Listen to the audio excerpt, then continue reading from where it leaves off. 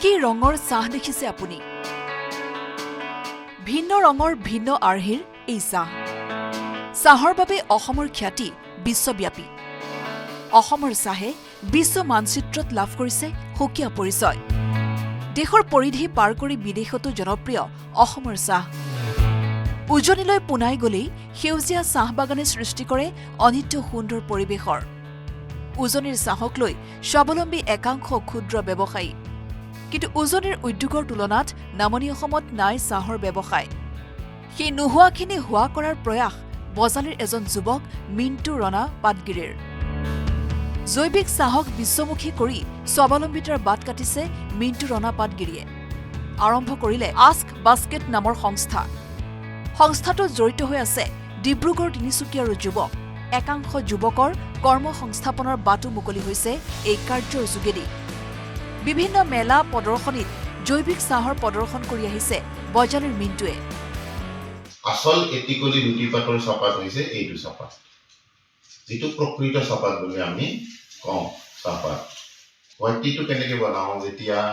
যেতিয়া বছৰত এদিন বুদ্ধ পূৰ্ণিমা আহিব, বুদ্ধ পূৰ্ণিমা ৰাতি চন্দ্ৰৰ পোহৰ যেতিয়া পৰিব পৃথিৱীত, সেই সময়ত আমি তাত কলিটো ছিঙো। সেই কলিটো আনি 1 ঘণ্টাৰ ভিতৰত তাক প্ৰচেছ কৰা হয়।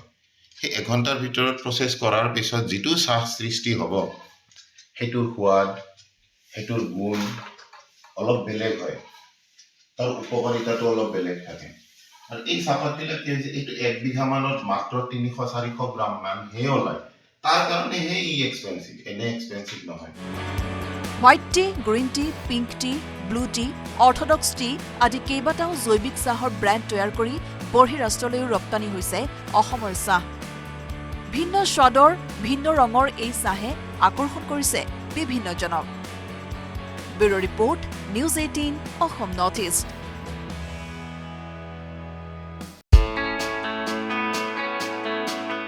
কি ৰঙৰ চাহ দেখিছে আপুনি? ভিন্ন ৰঙৰ ভিন্ন আৰ্হিৰ এই চাহ।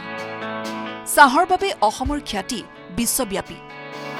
অসমৰ চাহে বিশ্ব মানচিত্ৰত লাভ কৰিছে সুকীয়া পৰিচয়। দেশৰ পৰিধি পাৰ কৰি বিদেশতো জনপ্ৰিয় অসমৰ চাহ। উজনিলৈ পোনাই গলেই সেউজীয়া চাহ বাগানে সৃষ্টি কৰে অনিত্য সুন্দৰ পৰিৱেশৰ। উজনিৰ চাহক লৈ স্বাৱলম্বী একাংশ ক্ষুদ্ৰ ব্যৱসায়ী। কিন্তু উজনিৰ উদ্যোগৰ তুলনাত নামনি অসমত নাই চাহৰ ব্যৱসায়। সেই নোহোৱাখিনি হোৱা কৰাৰ প্ৰয়াস বজালিৰ এজন যুৱক মিণ্টু ৰনা পাটগিৰিৰ। জৈৱিক চাহক বিশ্বমুখী কৰি স্বাৱলম্বিতাৰ বাট কাটিছে মিণ্টু ৰনা পাটগিৰিয়ে।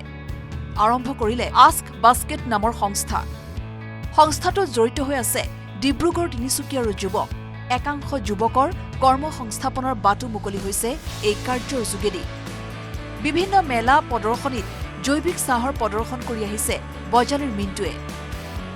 আসল এটিকলি লুটিপাতৰ চাহপাত হৈছে এইটো চাহপাত, যিটো প্ৰকৃত চাহপাত বুলি আমি কওঁ। চাহপাত হোৱাইটটিটো কেনেকৈ বনাওঁ? যেতিয়া বছৰত এদিন বুদ্ধ পূৰ্ণিমা আহিব, বুদ্ধ পূৰ্ণিমা ৰাতি চন্দ্ৰৰ পোহৰ যেতিয়া পৰিব পৃথিৱীত, সেই সময়ত আমি তাত কলিটো ছিঙো। সেই কলিটো আনি 1 ঘণ্টাৰ ভিতৰত তাক প্ৰচেছ কৰা হয়।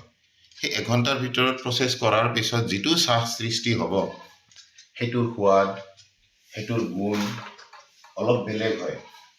তাৰ উপকাৰিতাটো অলপ বেলেগ থাকে। আৰু এই চাহপাতবিলাক কি হৈছে, এইটো 1 বিঘা মানত মাত্ৰ 300-400 গ্ৰাম মানহে ওলায়। তাৰ কাৰণেহে ই এক্সপেঞ্চিভ, এনে এক্সপেঞ্চিভ নহয়। White T, green tea, pink T, blue T, Orthodox T আদি কেইবাটাও জৈৱিক চাহৰ ব্ৰেণ্ড তৈয়াৰ কৰি বহিঃৰাষ্ট্ৰলৈও ৰপ্তানি হৈছে অসমৰ চাহ। ভিন্ন স্বাদৰ ভিন্ন ৰঙৰ এই চাহে আকৰ্ষণ কৰিছে বিভিন্নজনক। Bureau' report, News 18 Assam North east.